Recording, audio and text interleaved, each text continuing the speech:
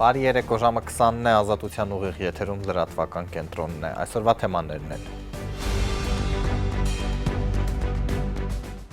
Ճամբարակում պայթյունից տուժած ևս մեկ մարդ է այսօր մահացել հիվանդանոցում։ Կուզենայի մեր բոլոր հարևաններն էլ հրաշքով փրկված լինեին։ Կաթողիկոսին այցելած ու աջակցություն հայտնած առաջին նախագահ Լևոն Տեր-Պետրոսյանը վարչապետին անվանել է ազգադավ ու սրբապիղծ։ Թեև ընդդիմությանը չի հաջողվում բավարար ստորագրություններ հավաքել, երկրորդ նախագահ Սերժ Սարգսյանը չի կարծում, թե իմպիչմենտը դատապարտված է։ Նիկոլ Փաշինյանը հերքում է Ռոբերտ Քոչարյանի մեղադրանքը, թե կոռուպցիոն սխեմայով Հայաստան հիմնադրամից անհետացել է խոշոր գումար։ Երկիրը սարքել են սենց կոռուպցիայի դրախտ։ Դուրս են գալիս տակից գլխից խոսում են։ Թեհրանը հայտարարել է, որ տեղեկություններ ունի Իսրայելի մոտալուտ հարձակման մասին։ Իրանի ամբողջ տարածքում լայնածավալ զորավարժություններ են։ Հնդկաստանից Մեծ Բրիտանիա թռչող օդանավը կործանվել է օդ բարձրանալուց րոպեներ անց, 242 ուղևորներից փրկվել է մեկը։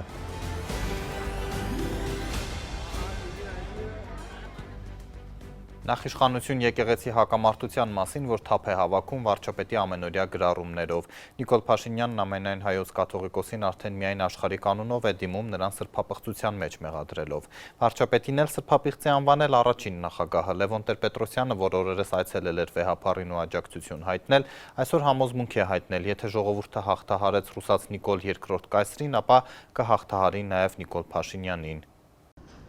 Ֆեյսբուքյան 23 ստատուս ուղեկցող սաղմոսներով ուղիղ երկու շաբաթ է Հայաստանի վարչապետը կաթողիկոսական գահն ազատելու գործընթաց է սկսել։ Այսօր պարզաբանեց, այնպես չէ, որ կաթողիկոսի սեփական թեկնածու ունի, ցավոք չունի, բայց գիտի, թե ինչպիսին պիտի լինի նա։ Մարդով հավատում է Աստծուն, մարդով Հիսուս Քրիստոսի հետևորդ է եւ ոչ թե խարդախ վաշխառու։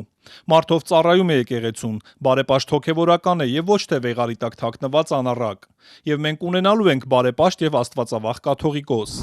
Ամենայն հայոց կաթողիկոսի մասին այս անգամ էլ Նիկոլ Փաշինյանն աշխարհի կանոնով է խոսում, կտրիչ Ներսիսյան, նա ով պիտի հեռանա վեհարանից։ Այսպիսով հայ առաքելական եկեղեցին վերադարձվելու է Հիսուս Քրիստոսին ու ժողովրդին, ըստ Փաշինյանի։ Ոմանք հանդես են գալիս կտրիչ Ներսիսյանի պաշտպանության դիրքերից։ Ինչն եք պաշտպանում, ում եք պաշտպանում։ Սուտը, կեղծիքը, պղծությունը, այսպիսով պաշտպանում եք ինքներդ ձեզ, եւ դուք շանս չունեք։ Ադրբեջանական մամուլի վերջին օրերի հրապարակումներում նույնպես հայ առաքելական եկեղեցու անունն է շրջանառվում։ Կովկասի մահմեդականների վարչության ղեկավար Շեյխուլ Իսլամ Ալաշուքյուր Փաշազադեն եկեղեցիների համաշխարհային խորհրդին նամակ է հղել, որում եկեղեցուն մեղադրել է հայ ժողովրդի ապագան նոր վտանգների ու աղետների մեջ ներքաշելու համար։ Այդ խորհրդի գլխավոր քարտուղարին կոչ է անում քրիստոնեական ֆանատիզմով պրոհայկական հայտարարություններ չանել։ Փաշազադեն գրում է. «Ազատվեք հայ եկեղեցական առաջնորդների ազդեցությունից, նրանց պատիվն ու հեղինակությունը նույնիսկ սեփական երկրում են վիճարկում»։ Նիկոլ Փաշինյանն ու ադրբեջանցի Շեյխուլ Իսլամը նույն բանն են ասում։ Այս կարծիքին են ընդդիմադիր շրջանակները, պնդում են եկեղեցու ու հոգևոր վերնախավի դեմ սկսված իշխանական արշավանքի թիկունքին Ադրբեջանն է։ Վարչապետ Փաշինյանի 23-րդ ստատուսը արձագանք է հենց սրան։ Հենց սա է փարիսեցիության ամենաուղիղ արտահայտությունը, երբ ճակերտավոր ադրբեջանական կամ թուրքական փաստարկ են օգտագործում որպես իրենց աղտեղությունը հայաստանյան հանրությունից քողարկելու միջոց։ Այս մեթոդը օգտագործողները, այդ թվում արտաքին ուժերին հնարավորություն են տալիս ցանկացած առողջ դիսկուրս խափանել, ցանկացած բարեփոխում վիժեցնել եւ հայաստանյաց առաքելական Սուրբ եկեղեցին պահել փակուղու մեջ, ինչպես այսօր է։ Փակուղուց դուրս գալու համար արդեն հայտնի է Նիկոլ Փաշինյանը կաթողիկոսական նոր ընտրություններ է ձեռնարկում։ Հայտարարել է համակարգող խումբ պիտի ձևավորի առաջին 10 հոգուն անձամբ ընտրելով։ Արդեն կան թեկնածուներ, վարչապետի խոսնակը խոստացավ պատասխանել ավելի ուշ։ Մինչև այդ այսօր Հայաստանի առաջին դեմքի մակարդակով Հայաստանի գլխավոր թեմա դարձած կաթողիկոսի փոփոխության հարցը քննարկման թեմա է դարձել հանրային խորհրդում։ Քննարկման մասնակիցներից մի քանիսի հետ խոսեցինք։ Բոլորը նույնն ասացին, առայժմ չեն ասի, թե ինչ է քննարկվել, կլինի պաշտոնական հաղորդագրություն։ Հանրային խորհրդի մի խումբ անդամներ հրաժարվել են մասնակցել քննարկմանը։ Հանրային խորհուրդը շատ ավելի կարևոր հարցեր ունի քննարկելու, քան եկեղեցականների կուսակրոնությունը։ Շատ կարևոր է, որ մենք այս թեմային չխառնվենք, որովհետև սա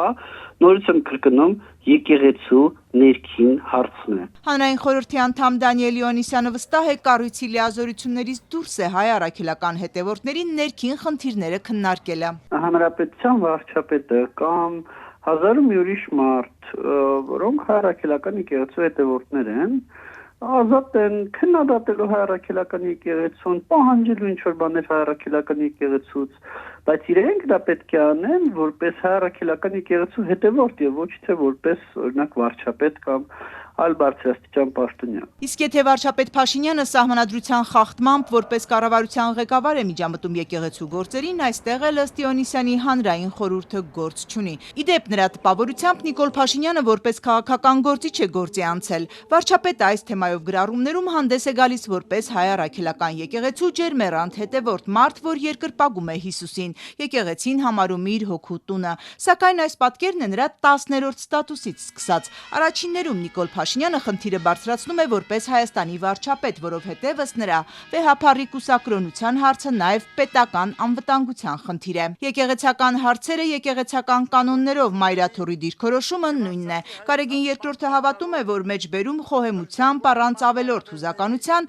պիտի կարողանան հաղթահարել այս դժվարությունը։ Հոգևոր վերնախավում, սակայն աջակցության կարիք են զգում, հասկանում ենք մայրաթոռի արխիվի ու թանգարանների տնօրեն Ասողի Կաբեղայի գրառումից։ Այս աղետաբեր իրականության մեջ բացառիկ անելիք ունեն մեր մտավորականները, բարձր եւ խոնար։ Ուր եք դուք։ Որտեղ է ձեր կենթանի պատը, ողջախոհ, հաշտարար ու փրկարար։ Ազգային պետությունն ու ազգային եկեղեցին են վտանգված։ Իսկ դուք լռում եք, թե նորեն հերթական իշխանությանն եք հաճոյանում։ Աբեղան կոչ է անում արթնացեք, ձայն հանեք, Երևան եկեք։ Նախորդ շաբաթ օրը կաթողիկոսին այցելել ու իր աջակցությունն հայտնել Հայաստանի առաջին նախագահը։ Այսօր Լևոն Տեր-Պետրոսյանը մի գրառում է արել նիկոլիզմի վերջը վերնագրով։ 20-րդ դարասկզբին Նիկոլայ II հակաեկեղեցական օրենք ընդունեց, բայց հայ ժողովուրդն այնպիսի բողոքի ալիք բարձրացրեց, որ կայսրը ստիպված էր չեղարկել այդ օրենքը։ Տեր-Պետրոսյանի եզրահանգումը. Եթե հայ ժողովուրդը հզոր Ռուսաստանի կայսրին հաղթահարեց, Նիկոլի նման մի ազգադավն ու սրբապիղծը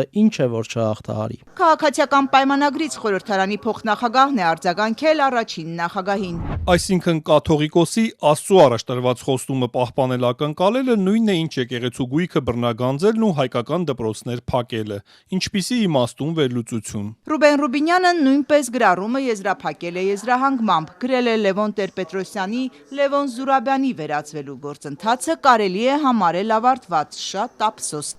Արդյոք իմպիչմենթի հերթական փորձը փակուղի չի մտել։ Ընդդիմադիր երկու խմբակցությունները պատիվ ունեն ու Հայաստանը ամբողջ կազմով ստորագրել են, բայց դեռ երկու ստորագրություն էլ պետք է, որ հարցը գոնե ընդգրկվի խորհրդարանի օրակարգում։ Անգամ եթե դա էլ տեղի ունենա առանց քաղաքացիական պայմանագրի շուրջ 2 տասնյակ պատգամավորների, Փաշինյանին անվստահություն հայտնելու գործը գլուխ չի գա։ Խորհրդարանի ընդդիմադիր երկու խմբակցությունների պատգամավորներ կողմ են վարչապետ Նիկոլ Փաշինյանի անվստահության գործընթացին, բայց ստորագրությունները երկու առանձին թղթերի վրա են։ Տարբեր ցուցակները, որոնք հրապարակում են, կա ընդամենը մեկ նախագիծ,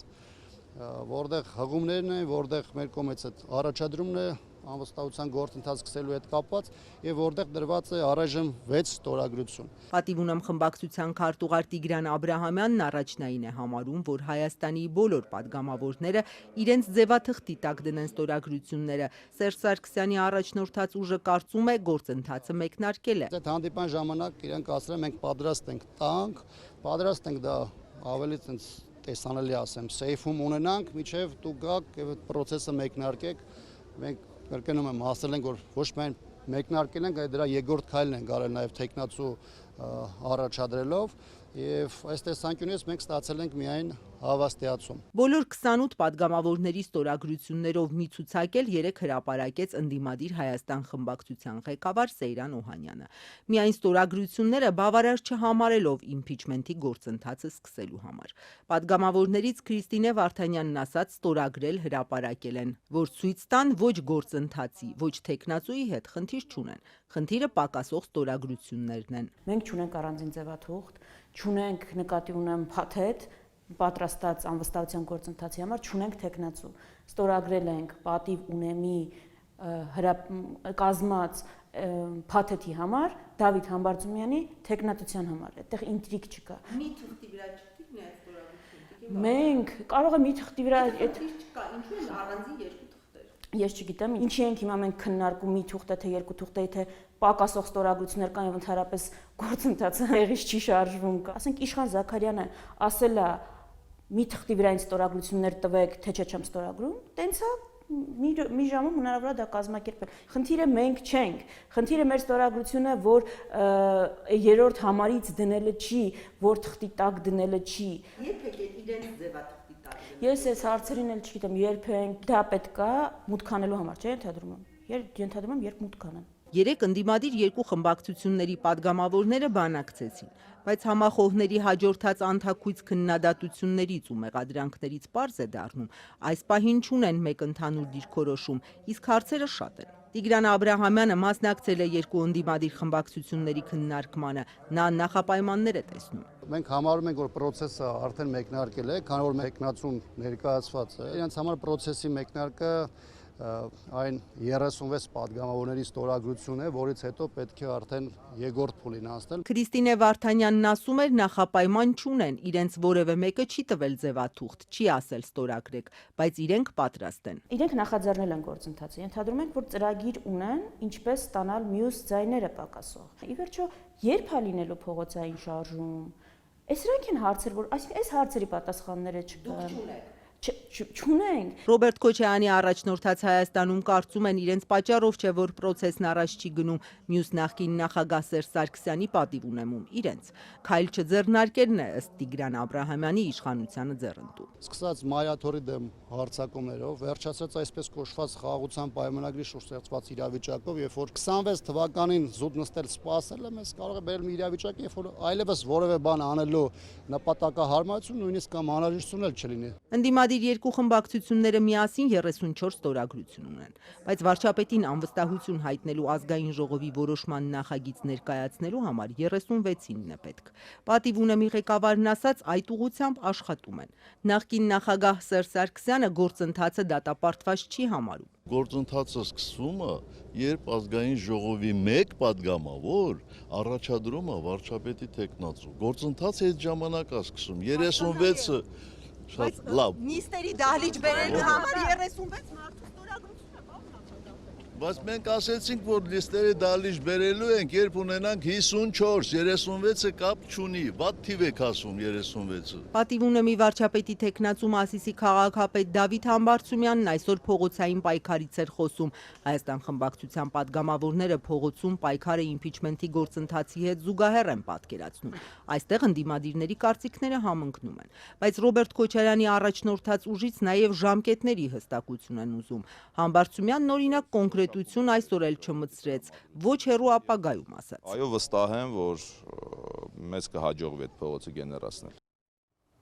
Էջմիածնում արդեն նախընտրական տրամադրություններ են, քաղաքացիական պայմանագիրը գնում է արդեն փորձված սցենարով, նախ քաղաքապետի պաշտոնակատար են նշանակելու իրենց թեկնածուին, ապա նոր ընտրություններ։ Էջմիածնում սակայն իշխանությունները մեկ այլ քայլի ևս դիմել են, պատրաստվում են խոշորացնել վաղար շաբաթը հարակից գյուղերով եւ միանգամից ավելացնելով ընտրողների թիվը 20,000-ով։ Վաղաշաբաթ համայնքի ավականու արտահերտ նիստը, որը այսօր հրավիրված էր համայնքի ղեկավար ընտրելու հարցով, տապալվեց։ Քաղաքացիական պայմանագիր խմբակցությունը նիստին չներկայացավ եւ հենց քվորումի բացակայության պատճառով այն տեղի չունեցավ։ Ես նշեմ, որ քաղաքացիական պայմանագրից ավելի վաղ հայտարարել էին, որ սա իրենց ծրագիրն է, նիստին չներկայանալ նաեւ հաջորդ նիստին, որպեսզի կրկին տապալվի համայնքի ղեկավարի ընտրությունը եւ առաջիկայում արդեն վարչապետ Նիկոլ Փաշինյանը համայնքում ժամանակավոր պաշտոնակատար նշանակի։ Նիստին ներկա ընդդիմադիր խմբակցություններից Էջմիածին կուսակցությունների դաշինքից Սևակ Խաչատրյանը ազատության հետ զրույցում անթույլատրելի համարեց իշխող խմբակցության եւ նաեւ կառավարող քաղաքացիական պայմանագիր կուսակցության այս մարտավարությունը, որ քաղաքական հարցերի պատճառով փաստորեն համայնքում տապալում են ընտրությունները եւ համայնքը ըստեյության շարժվում է իշխող կուսակցության օրակարգով։ Հետապնդում են միայն քաղաքական նպատակներով այսպիսի գործողություններ, որը ենթադրելու է արդեն իսկ նշել ենք Խոյ համայնքի միացումը վաղաշաբաթ խոշորացված համայնքին եւ տեղի ունենա արտահերթ ընտրություններ։ բացառապես դիտարկում են որպես քաղաքական քմահաճույք։ Սևակ Խաչատյանը նաև հայտարարեց, որ փաստորեն քաղաքական իշխող ուժը իր քմահաճույքով ոչ միայն արտահերտ ընտրությունների ծրագիր է մշակել, այլ նաև երկու համայնքներն է խոշորացնում, որպեսզի հնարավորություն ստեղծի Արմավիրի գործող մարզպետին առաջադրվել որպես քաղաքացիական պայմանագրի թեկնածու։ Եթե այդ նպատակով չի, ես նորից եմ կրկնում, ինչի օրինակ, եթե դա համայնքների շահերից է բխում, ինչի Արաքս համայնքը չեն խոշորացնում ու միացնեն Վաղաշապատ համայնքին։ Այսօր ավելի վաղ տարածքային կառավարման եւ ենթակառուցվածքների նախարար Դավիթ Խուդատյանն էր Ազատության հետ զրույցում անդրադարձել համայնքների խոշորացման եւ նաեւ Արմավիրի գործող մարզպետ Արգիշտի Մեխակյանի ընտրության հարցին։ Խուդատյանը նշել էր, որ խոշորացումը անում են, որպեսզի համայնքում եկամուտները ավելանան եւ կարողանան այստեղ տարբեր սուբվենցիոն ծրագրեր իրականացնել։ Պնդել էր, թե այն սցենարը, որի մասին խոսում են այստեղ նաեւ ընդդիմադիր ավականու անդամները, թե երկու համայնքները խոշորացնում են, որպեսզի իրենց տեխնացուն, որը Խոյ համայնքից է եւ ըստ էության այստեղ առաջադրվելու հնարավորություն չունի, ստանա այդ հնարավորությունը։ Խուդատյանը պնդեց, թե դա կապ չունի իրականության հետ։ Մեր օրենսդրությունը ունի հետեւյալ ուրեմն պարտադրանքը, որ առաջադրվող տեխնացուն պետք է լինի տվյալ համայնքի բնակիչ։ Պարոն Մեխակյանը Խոյ համայնքի բնակիչ է, միավորման դեպքում Վաղարշապատ եւ Խոյ համայնքները դառնում են մեկ համայնք եւ այս տրամաբանության մեջ այո օրենքի կարգավորումները թույլ են տալիս պարոն Մեխակյանին առաջադրել։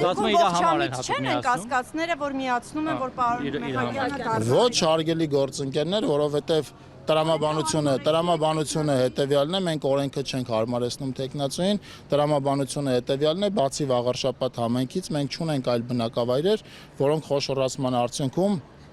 պարունակում են ընդամենը երկու բնակավայր։ Չնայած Դավիթ Խուդատյանի այս պնդումներին, այստեղ ընդդիմադիր խմբակցություններից հայրենատեր խմբակցության անդամներից Ջիվան Աբրամյանը եւս նույն պնդումը արեց, որ այստեղ խոշորացումը արվում է գլխավորապես հենց այդ նպատակով, որ առաջադրվելու հնարավորություն ստանա իշխող ուժի տեխնացու Արմավիրի մարզպետ Արգիշտի Մեխակյանը եւ նաեւ նշեց, որ ըստ էության ԿՊ-ն, որ այստեղ ավականի ունի եւ ավականու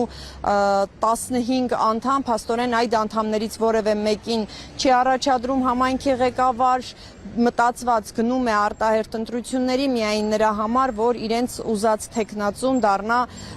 ժամանակավոր պաշտոնակատար, հետո արդեն գլխավորի ընտրություններում քաղաքացիական պայմանագրի ցուցակը։ Արգիշտի Մեխակյանը ուներ նախկին կապեր,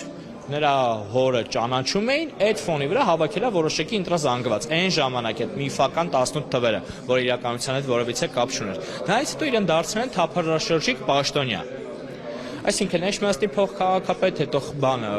ուրիշ տեղ ինչ որ ուրիշ այլ պաշտոնի, հետո ազգային ժողով, հետո ստեղ, հետո այնտեղ Խոյ համայնքում տեխնացու էր պետք իրան առաջադրեցին, հետո մարզպետ էր պետք իրան տան մարզպետ, որտեղ պետք է լինում այդ մարդուն տանում են։ Հարցին թե ինչու են ավականու կազմը շրջանցել եւ ընտրել տեխնացուի, որը փաստորեն կազմից չէ եւ այլ մարդ է, Խուդատյանը այսօր պարզաբանում էր, թե դա արել են այն բանի համար, որ եթե ընտրեին ավականու կազմից, ապա մեկ տարի անց կրկին ընտրություններ կլիներ եւ իրենք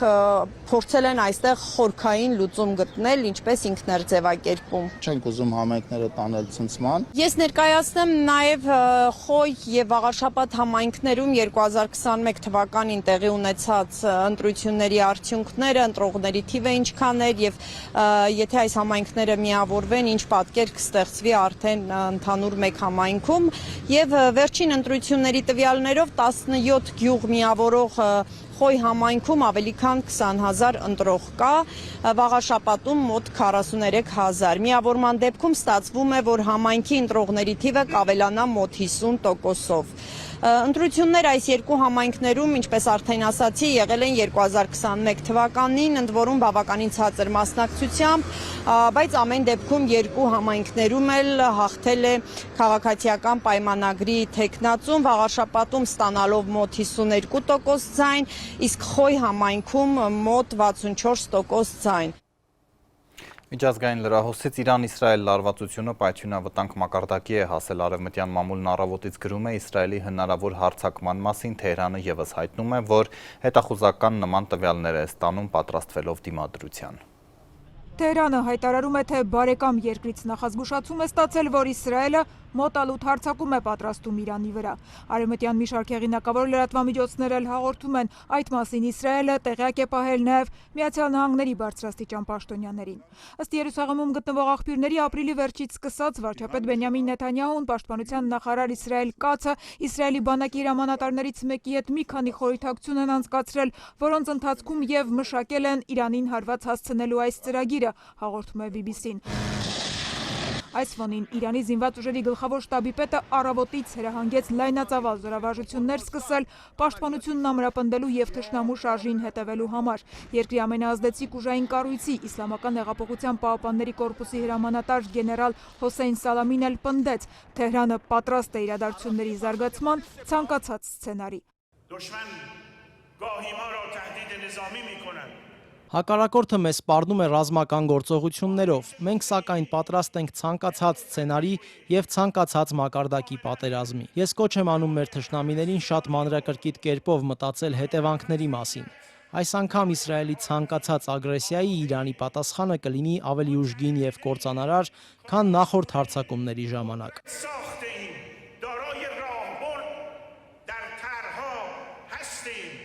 Ամերիկյան լրատվամիջոցները հաղորդում են, Վաշինգտոնում մտավախություն ունեն, որ Իսրայելի այս հարձակմանն ի պատասխան Իրանը կարող է թիրախավորել հարևան երկրներում գտնվող ամերիկյան ռազմական օբյեկտները, ինչի մասին փաստացի 3 հայտարարել էր նաև Իրանի պաշտպանության նախարարը։ Ազիզ Նասիր Զադեն ընդգծել էր, Թեհրանն այնպիսի սպառազինություն ունի, որը կարող է ծանր կորուստներ պատճառել ամերիկացիներին։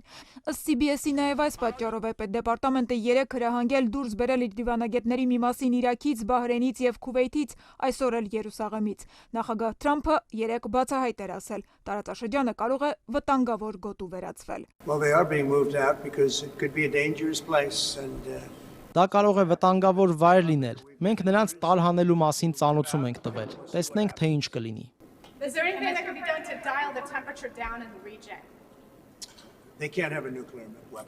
Սպիտակ տան ղեկավարը կրկին պնդել էր, Ամերիկան թույլ չի տա, որ Իրանը միջուկային զենք ունենա։ Այս հարցում մտավախություններն էլ ավելի խորացան, երբ Ատոմային էներգիայի միջազգային գործակալությունն այսօր վերջին գրեթե 20 տարում առաջին անգամ հայտարարեց, թե Իրանը խախտում է միջուկային զենքի չտարածման պարտավորությունը։ Այս հաղորդագրությունից անմիջապես հետո Իսրայելը կոչ արեց միջազգային հանրությանը վճռական արձագանք տալ, պնդելով, թե Իրանի միջուկային ծրագիրը անմիջական սպառնալիք է տարածաշրջանային եւ միջազգային անվտանգության համար։ Թեհրանը ոչ միայն չի ընդունում այս մեղադրանքները, այլև այսօր հայտարարեց, թե պատրաստվում է ել ավելի ընդարձակել միջուկային գործունեությունը։ Իրանը հարստացման համար 3-րդ անվտանգ վայրն է հիմա ստեղծում։ Ներկայումս մենք ունենք 2 հարստացման համալիր, եւ սա կլինի 3-րդը, ինչը շատ կարեւոր է։ Իրանի ատոմային էներգիայի կազմակերպության ներկայացուցիչը չի մանրամասնել, որտեղ է լինելու 3-րդ համալիրը, սակայն ավելի ուշ կազմակերպության ղեկավարն ընդգծել է, այն արդեն կառուցված է, պատրաստ եւ տեղակայված անխոցելի վայրում։ Նախագահ Մասուդ Փեզեշքյանն էլ զգուշացրել է, եթե Իրանի միջուկային օբյեկտները թիրախավորվեն, Իսլամական Հանրապետությունը նորերը կկառուցի դրանց փոխարեն։ Այնպես չէ, որ եթե նրանք մեր օբյեկտները ռումբերով ոչնչացնեն, ամեն ինչ կկորչի։ Այդ կարողությունները գոյություն ունեն մեր գլխում, մեր ուղեղում, ուստի ինչ էլ որ անեն, մենք կրկին կվերականգնենք։ Իրանում ըստ New York Times-ի բանակի եւ կառավարության պաշտոնյաներն արդեն հանդիպել եւ մշակել են պլան, որը ենթադրում է Իսրայելին անհապաղ հակահարված տալ հարյուրավոր բալիստիկ հրթիռներով։ Պատերազմական հնարավոր գործողությունների մասին հրապարակային այս հայտարարությունների ֆոնին Մերձավոր Արևելքի նավագնացությունը վերահսկող բրիտանական առևտրային գործակալությունը հորդորել է Պարսից ծոցով, Օմանի ծոցով եւ Հորմուզի նեղուցով անցնող տարանցիկ առևտրային նավերին ցուցաբերել առավելագույն զգուշություն։ Մինչ այդ հաղորդվել էր, որ Վաշինգտոնն ու Թեհրանն առաջիկա կիրակի հունիսի 15-ին Մասկատում պետք է հերթական հանդիպումն անցկացնեն Օմանի միջնորդությամբ։ Այս պայդրությամբ այդ հանդիպումը չեղարկելու մասին որևէ կողմ չի հայտարարել, սակայն թե Իրանը, թե Ամերիկան ամենաբարձր մակարդակով խոստովանել են, որ այդ բանակցություններում խորը տարաձայնություններ կան։ Լրատվական կենտրոնն է եթերում, լուրերն անընդհատ թարմացվում են Ազատության Տելեգրամի ալիքում, իսկ այս թողարկման երկրորդ հատվածում դիտեք։ Ճամբարակում պայթյունից տուժած եւս մեկ մարդ է այսօր մահացել հիվանդանոցում։ Կուզենայի մեր բոլոր հարևաններն էլ հրաշքով փրկված լինեին։ Նիկոլ Փաշինյանը հերքում է Ռոբերտ Քոչարյանի մեղադրանքը, թե կոռուպցիոն սխեմայով Հայաստան հիմնադրամից անհետացել է խոշոր գումար։ Երկիրը սարքել են սենց կոռուպցիայի դրախտ։ Դուրս են գալիս տակից գլխից խոսում են։ Հնդկաստանից Մեծ Բրիտանիա թռչող օդանավը կործանվել է օդ բարձրանալուց րոպեներ անց, 242 ուղևորներից փրկվել է մեկը։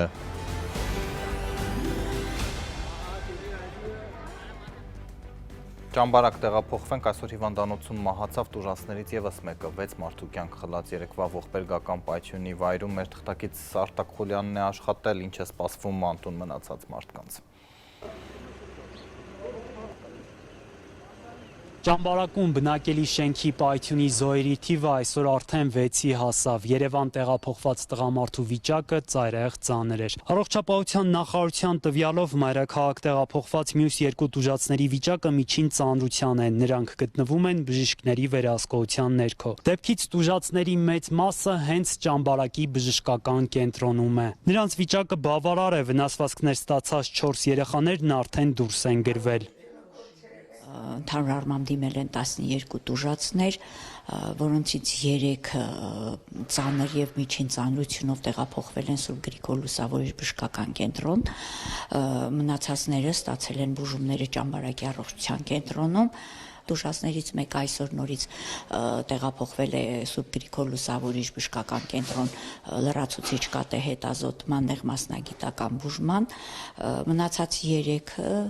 պարկած են հիվանդանոցում, ստանում են համապատասխան բուժօգնություն։ Պայթյունից փլուզված շենքի առաջին եւ երկրորդ մուտքերի 33 ընտանիքներ տարհանվել են, նրանց մեծ մասը տեղավորվել են հարազատների, ծանոթների տներում, միայն 2 կին նախընտրել են հյուրատունը։ Պայթյունից 1 օր անց տուժածները խելքի չեն գալիս, շոկի մեջ են։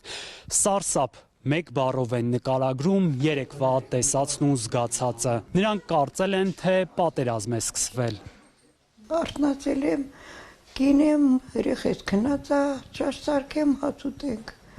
Ավլում եմ միջանցքը տղաջան, մուտքի դռան դեմը։ Ավլում եմ այդ գմփած, ասինք թուրքի սնարյադ է։ Ծվծվոները կապենք, բոլոր հարևանները գոռալով վերևից են իջնում, կողքից են իջնում, աղջիկն է քնած, ամեն ինչ է թափվել ավրեն, չեմ կարում աղջկան հասնեմ։ Հրաշքով փրկվել ենք։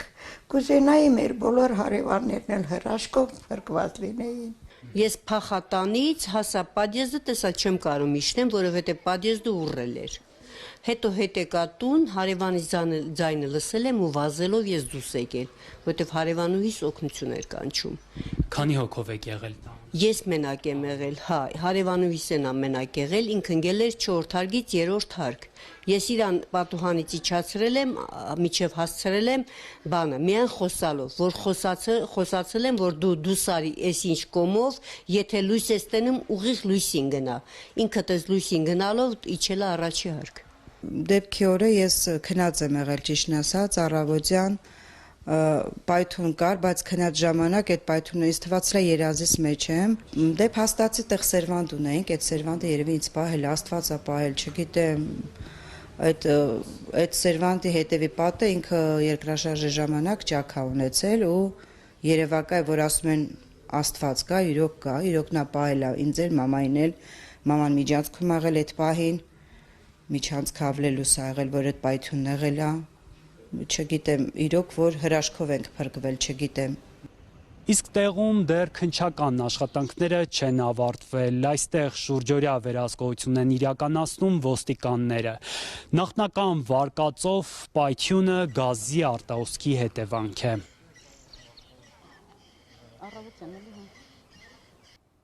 Հայաստան համահայկական հիմնադրամից գումարի հնարավոր անհետացման թեման է կրկին քաղաքական օրակարգ մտել։ Շաբաթներ առաջ Ռոբերտ Քոչարյանն էր պնդել, թե սա կոռուպցիա է։ Խոսքը 44-օրյա պատերազմի օրերին հավաքագրված ու պետական բյուջե փոխանցված $100 միլիոն մասին է։ Երկրորդ նախագահին այսօր վարչապետ Փաշինյանն է հակադարձել։ Սրանց ճակատներին պետք է սենց տատու անել։ Կոռուպցիոն հանճարներ։ եւ երկիրը սարքել են sense կոռուպցիայի դրախտ։ Էլի հազար ներողություն դուրս են գալիս տակից գլխից խոսում են։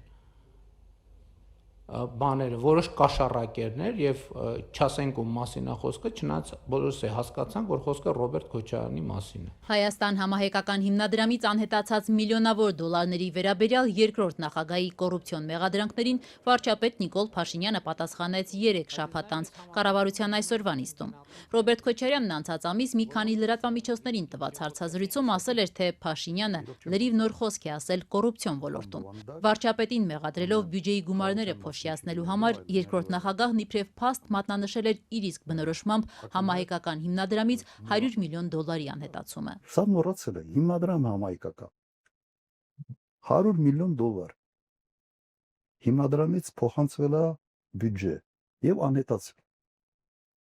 Ո՞ր անհետացել։ Ես նկատեցի, որ ընդդիմության շարքերից էլի խոսում են, որ հիմնադրամի միջոցներից յուրացվել են, գողացվել են։ Խորհուրդ է հարցը քննարկել է եւ եկել է եզրակացության, որտեղ թեմա չկա, այսինքն հիմնադրամի խորհուրդն է հենց եկել այդ եզրակացության։ Արցանցային ես մասնակցել եմ այդ նիստի այն ժամանակ ես հիմնադրամի հոգաբարձությունների խորհրդի անդամ։ Ասում հաշվետվություն բոնը պիտի ներկայացնեմ։ Ուր է գնացել այդ փողը։ Ասում էր ինչի համար պետք է ծախսենք։ Դեռ 100 միլիոն դոլար է եկել եւ անհետացել։ Ի պատասխան իր հասցեին հնչող մեղադրանքներին վարչապետ Նիկոլ Փաշինյանն այսօրվա կառավարության նիստում հիշատակեց դեռևս 2021 թվականին խորհրդարանում այս հարցով ձևավորված հատուկ քննիչ հանձնաժողովը, որի ղեկավարը հենց Ռոբերտ Քոչարյանի առաջնորդած Հայաստան խմբակցության քարտուղար Արծվիկ Մինասյանն էր։ Փաշինյանը հարցրեց, ուր է այդ հանձնաժողովը, որտեղ է նրա եզրակացությունը եւ ինչու հանրությանը պարզաբանում չեն տալիս։ Արծվիկ Մինասյանը չէր այդ բանի քննիչ հանձնաժողովի ղեկավարը։ Ուր են, բա ուր է իրանց զեկույցը։ Թող մի հատ գրեն, ստորագրեն, որ գողացվել է, մենք էլ այդ դեպքում կիմանանք ինչ անենք։ Սիրուն կդիմենք դատարան եւ նրանց կստիպենք հակառակը պնդել, ոչ թե կստիպենք դե յուրե, որովհետեւ մենք գիտենք, թե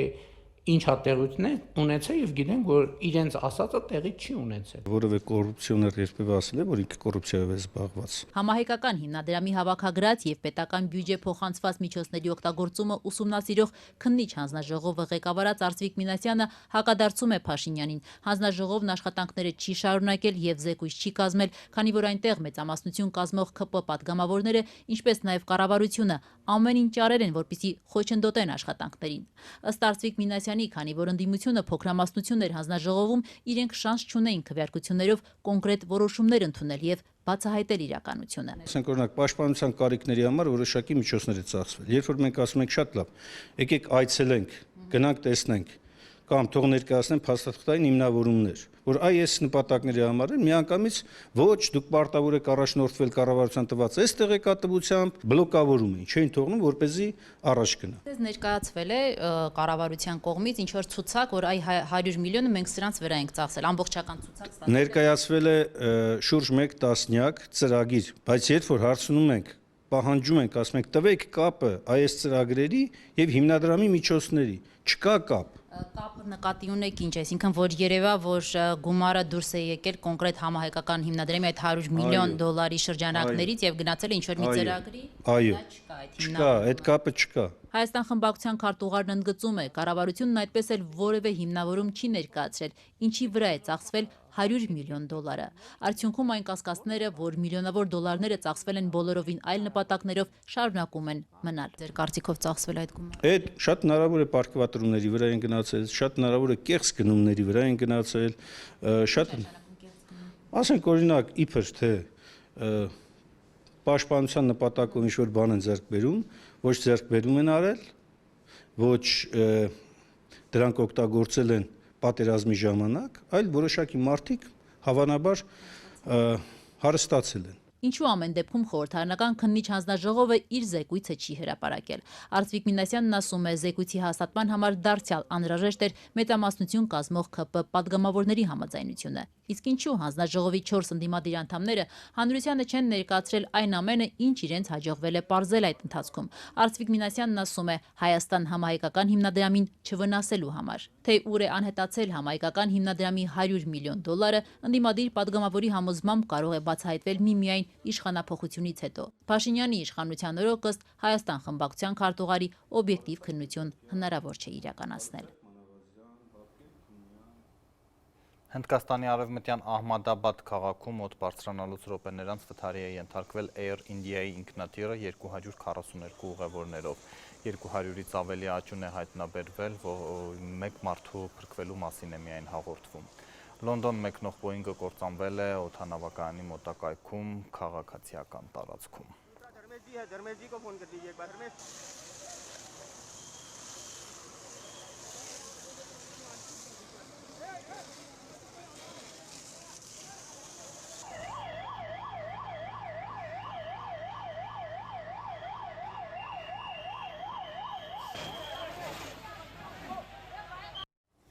Ռուսաստանը և Ուկրաինան գերիների հերթական խումբն են փոխանակել այս անգամ ծանր վիրավոր ռազմագերիներ։ Ուկրաինական աղբյուրներն ի դեպ նշում են, որ մինչև վերջերս Կիևին փոխանցված գերիների մի մասը անհետ կորած էր համարվում։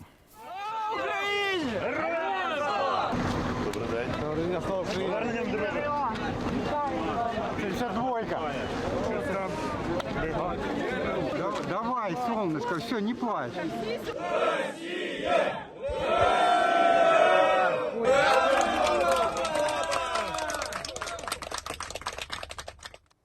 Ազատությունը հյուրընկալել է Բաքվում բանտարկված Ռուբեն Վարդանյանի փաստաբան Ջարեդ Կենսեդին, որը հայտարարել է, որ անիմաստ է հույսեր կապել բեմադրված դատավարության հետ, գերիների վերադարձի հարցը պետք է քաղաքական լուծում ստանա։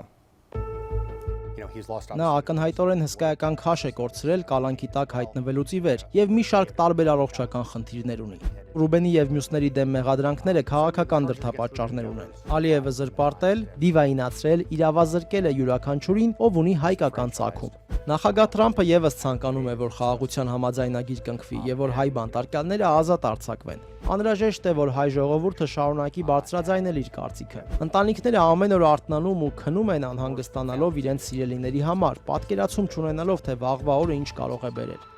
The families wake up every day worrying about their loved ones, going to sleep at night, worrying about their loved ones and having no idea. Հարցազրույցն ամբողջությամբ այս թողարկման ավարտին եւ Ազատության YouTube-ի ալիքում։ Իսկ լրատվական կենտրոնում այսքանը, օրվա լուրերի համար բաժանորդագրվեք մեր էջերին սոցիալական ցանցերում, այցելեք մեր կայքը azatutun.am կհանդիպենք։